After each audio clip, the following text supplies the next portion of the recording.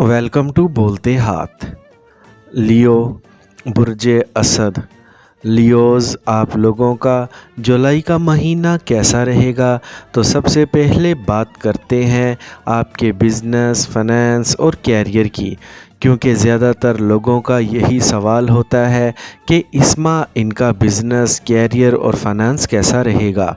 तो वो लोग जो कोई भी अपना काम या कारोबार करते हैं तो उनके लिए जुलाई का महीना काफ़ी शानदार रहेगा, क्योंकि सैटर्न आपके 7वें घर में मौजूद है और मार्स आपके फर्स्ट हाउस में रहेगा और काफ़ी अच्छी पोजीशन में है।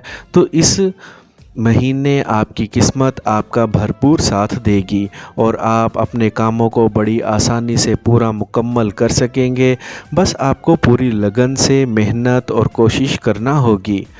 मार्स की नज़र चूँकि आपके चौथे घर पर पड़ेगी, तो कोई भी इन्वेस्टमेंट करना चाहते हैं, कोई भी बड़ा काम करना चाहते हैं, तो इसके लिए जुलाई का महीना आपके लिए काफ़ी अच्छा महीना रहेगा।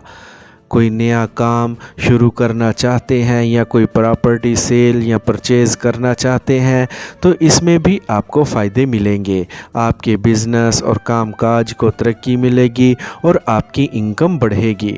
और वो लियोज़ जिनके काम काज को लेकर काफ़ी परेशानियां चल रही थी तो वो भी अब दूर हो जाएंगी। और अगर आप बीमारी या फिर कर्ज़ की वजह से परेशान हैं तो जुलाई के महीने में आपको इससे भी निजात मिलेगी और आपको जुलाई के महीने में अपने हासदीन और मुखालफीन पर भी फतह हासिल होगी। लेकिन फिर भी आपको अपने मुखालफीन और हासदीन से मोहतात रहने की ज़रूरत होगी, क्योंकि आपके हासदीन और मुखालफीन इस दौरान आपकी टांग खींचने की कोशिश करेंगे। और अगर जॉब करने वाले लियोज़ की बात करें तो 8 जुलाई से पहले का टाइम आपके लिए थोड़ा मुश्किल हो सकता है, क्योंकि वीनस 8 जुलाई तक आपके 12वें घर में रहेगा और फिर 8 जुलाई के बाद आपके पहले घर में आ जाएगा। तो 8 जुलाई से पहले आपको अपने कैरियर में थोड़ा सोच समझकर चलना होगा। जल्दबाजी और गुस्से में आकर आपने कोई भी बड़ा फ़ैसला नहीं करना और काम करने वाली जगह पर आपने किसी बहसो मुबासे में नहीं पड़ना। लेकिन 8 जुलाई के बाद का वक्त आपके कैरियर के हवाले से काफ़ी अच्छा रहेगा और इस दौरान आपके कैरियर में कोई पॉजिटिव चेंज आ सकता है।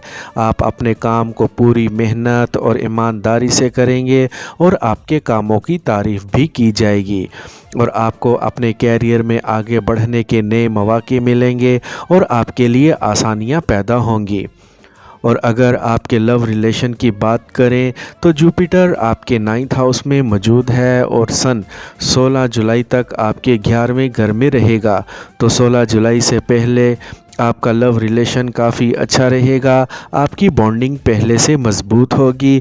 लेकिन 16 जुलाई के बाद आपके लव रिलेशन में छोटी मोटी प्रॉब्लम्स आ सकती हैं, क्योंकि 16 जुलाई के बाद आपको गुस्सा थोड़ा ज़्यादा आ सकता है और आपका बर्दाश्त करने का लेवल भी थोड़ा कम रहेगा, जिसकी वजह से आपके लव रिलेशन में बिला वजह की नाराज़गी और इश्यूज़ भी आ सकते हैं। इसलिए 16 जुलाई के बाद आपको अपने लव रिलेशन में थोड़ा संभल कर चलना होगा। और अगर आपकी मैरिड लाइफ की बात करें तो सैटर्न आपके 7वें घर में मौजूद रहेगा और रेट्रोग्रेड हो चुका है। तो जुलाई के महीने में आपकी मैरिड लाइफ काफ़ी अच्छी रहेगी, आपकी अंडरस्टैंडिंग बढ़ेगी, जिससे आपका रिश्ता मज़ीद मज़बूत होगा।